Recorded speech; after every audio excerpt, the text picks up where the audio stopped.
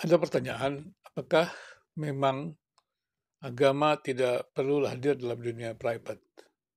Karena pada masa sekularisme, agama itu tidak mendapatkan ruang di dalam dunia publik karena kebenaran-kebenaran agama itu tidak bisa dibuktikan. Sehingga agama itu ditempatkan di ruang private. Kemudian di Indonesia, agama-agama itu ditempatkan di ruang publik. Karena Indonesia bukan negara agama yang didasarkan pada satu agama tertentu. Indonesia juga bukan negara sekuler yang tidak menempatkan agama pada ruang publik atau yang hanya menempatkan agama pada ruang publik.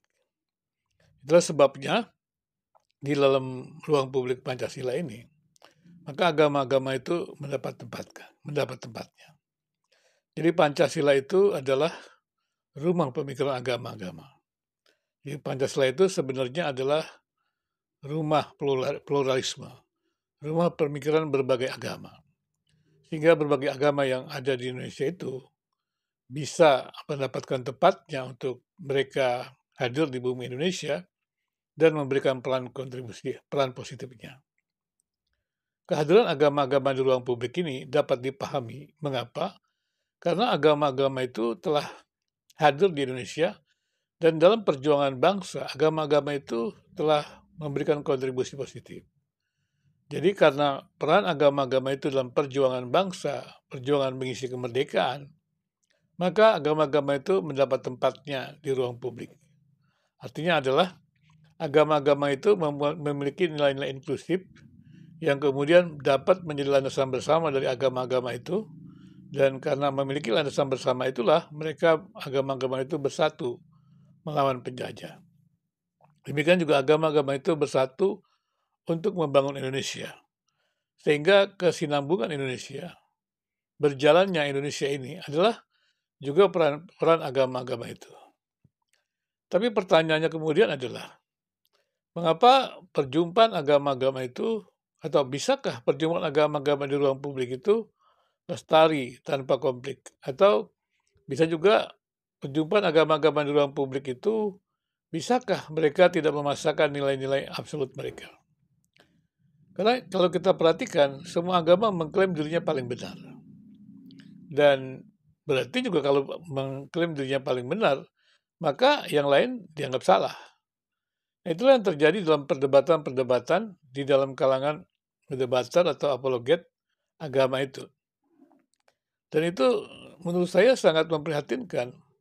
Karena ketika kita menerima Pancasila, berarti agama-agama itu berada di ruang publik dengan damai. Tapi yang terjadi di dalam ruang medsos itu adalah bahwa agama-agama itu saling menyingkirkan. Bahkan berebut umat antara agama itu. Sehingga dengan demikian menjadi pertanyaan, apakah agama-agama itu bisa bekerja sama untuk membangun hidup bersama. Tapi kalau dunia medsos itu dipenuhi dengan debat-debat agama yang saling menghancurkan, saling menjatuhkan, memberikan stigma, ya, memberikan label sesat, bukankah itu menimbulkan kecurigaan-kecurigaan? Baik itu kecurigaan antar agama maupun kecurigaan di dalam agama itu sendiri. Nah, ini memang sesuatu yang tidak mudah. Kecurigaan antar agama terjadi dalam debat agama. Dan ini memang memprihatinkan. Banyak di antara mereka di dunia medsos di Indonesia ini tersasar dengan penistaan agama. Karena memang mereka tidak sabar dalam dialog itu, karena memang mereka punya klaim-klaim absolut. Mereka merendahkan klaim-klaim lain, karena dianggap klaimnya itu tidak absolut. Nah, itulah yang terjadi. Sehingga akhirnya makian, hujatan, segala macam hal yang sebenarnya tidak patut dikeluarkan oleh seorang yang beragama itu sudah terjadi. Ini menjadi persoalan besar untuk kita semuanya ya, untuk di Indonesia. Karena sekali lagi, bagaimana bisa ya agama-agama yang harusnya menghadirkan damai itu justru menghadirkan wajah garangnya. Nah, kemudian kembali ke persoalan, apakah memang betul agama-agama itu bisa berada di ruang publik dengan damai? Jika kita mengacu kepada debat-debat agama, apalagi agama yang saling menyerang gitu, itu menjadi persoalan. Apalagi ketika kemudian terjadi bahwa debat agama itu mencari membuat argumen-argumen yang bisa menjatuhkan yang lain. Seharusnya kan yang namanya apologet agama adalah menjelaskan apa yang dipercaya oleh orang yang beriman itu. Bukan menjelaskan kepada orang yang berbeda agama bahwa agamanya salah. Kan tidak bisa realitas itu ya, dalam kitab suci agama tertentu dibaca dengan teori atau dogma yang lain. Tidak bisa.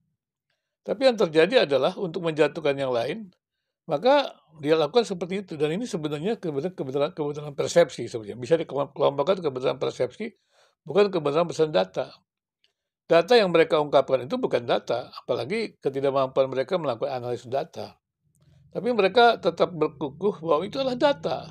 Nah, inilah persoalan. Memang kemampuan penelitian daripada mereka-mereka yang berada di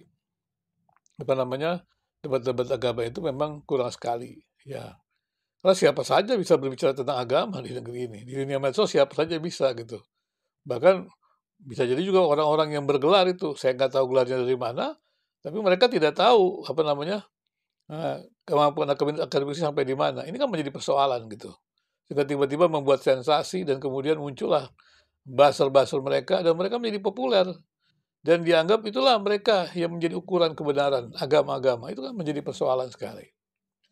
Nah, kembali kepada persoalan. Kalau agama-agama itu seperti yang ditampilkan para debater itu, mereka berada di dalam ruang publik saling memikirkan, saling menghancurkan, maka di manakah komitmen kita kepada Pancasila sebagai rumah bersama agama-agama itu?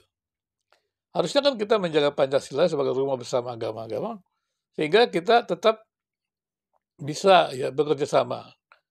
Dan saya selalu katakan, nilai-nilai eksklusif agama itu tidak perlu dibuang. Karena nilai-nilai eksklusif itu kan terkait dengan iman. Nah, terkait dengan iman itu kan tidak membutuhkan pembuktian. Dan juga dengan demikian maka tidak perlu memaksakan. Nah, yang terjadi adalah terkait dengan iman tidak membutuhkan pembuktian, tapi berusaha mencari pembuktian. Tapi kan tetap tidak bisa, ya. Karena memang yang lain yang berbeda itu tidak melihat bukti itu. Tapi kalau dengan cara-cara yang manipulatif begitu, menggunakan ayat-ayat tertentu untuk membuktikan juga tidak bisa. Karena sains itu kan terukur, prosedurnya jelas begitu. Ketika kita membuatnya dengan riset ilmiah, ya tidak bisa. Tapi tetap saja ada yang berkutat mengatakan bahwa agama itu bisa memenuhi landasan riset ilmiah. Kalau kita lihat juga Melaka Project, di sana kan dia sebenarnya menjelaskan, meskipun dia tidak menyentuh banyak agama, saya belum lihat mungkin, nanti saya perhatikan. Mereka kan sebenarnya ingin mengatakan bahwa agama itu kan adalah mistik, logika mistik begitu. Kenapa logika mistik? Karena tidak ada bukti empiris begitu. Nah, kemudian juga dijelaskan bagaimana kemudian logika mistik itu beralih ke filsafat dan kemudian ke ilmu pengetahuan. Jadi sains, ilmu pengetahuan, riset ilmiah. Artinya sesuatu itu dianggap benar karena ada pembuktian. Tapi persoalannya juga pembuktian itu kan tidak memenuhi data seluruhnya. Ya, dikatakan proses itu. Nah, tapi kalau proses terus kita jalankan hidup ini dengan proses yang terbatas itu, bagaimana kita bisa menjalani hidup ini dengan benar? Itu yang saya pikir harus dikaji kembali untuk teman-teman dari Malaka Project ya. Ya betul, dan itu kan terjadi dalam kehidupan Kristen juga. Ketika kemudian ada banyak teolog yang ingin membawa Alkitab itu ke dalam dunia modern. Dan kemudian dikatakan mujizat-mujizat itu tidak bisa dibuktikan.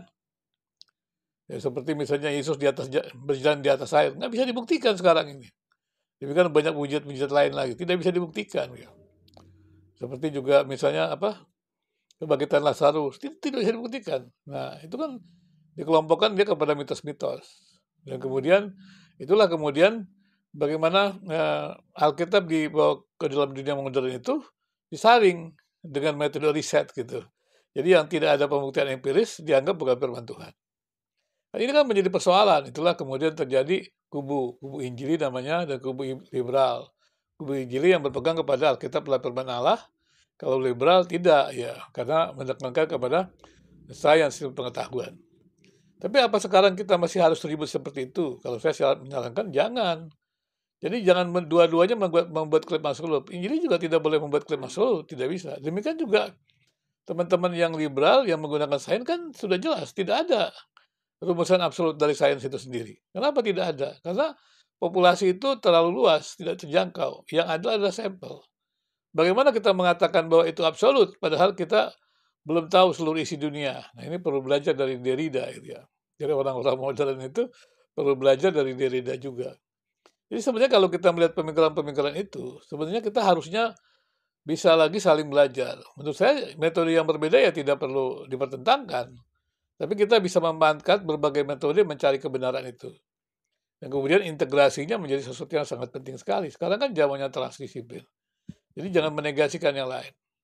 Nah inilah menurut saya ya, kehadiran agama di ruang publik itu ya perlu sekali untuk dikaji lebih baik supaya setiap orang yang berbicara tentang agama itu dia tidak sembarang berbicara agama, tetapi dia betul-betul memiliki kepakaran. Sehingga ketakutan daripada orang-orang yang muncul karena sekarang kan media ini kan media sosial yang terbuka, siapa saja bisa berbicara. Dan semua berbicara seperti seolah-olah pakar karena dia punya semuanya. Kalau dulu orang tidak bisa bicara di TV, mesti diundang segala macam, di seminar-seminar. Sekarang orang bisa. Di ruang-ruang private mereka bicara kepada publik. Nah, ini kan persoalannya. Nah, bagaimana caranya kita sekarang menghadapi itu? Dan kebanyakan mereka-mereka yang tidak serius, tidak akademis itu membuat pendapat-pendapat yang sebenarnya ya tidak memiliki dasar data. Mereka hanya membuat persepsi-persepsi dan data itu hanya mendukung pandangannya saja. Jadi tidak ada riset ilmiah yang bagus. Nah, bagaimana dengan kehidupan agama di Indonesia? Agama mungkin perlu menghargai riset ilmiah, tapi juga jangan juga menghilangkan ya hal-hal yang memang harus diakui terdapat dijangkau dengan panca indera, yaitu penciptaan Tuhan yang bisa menghadirkan juga penyataan dirinya ya di luar kemampuan manusia itu.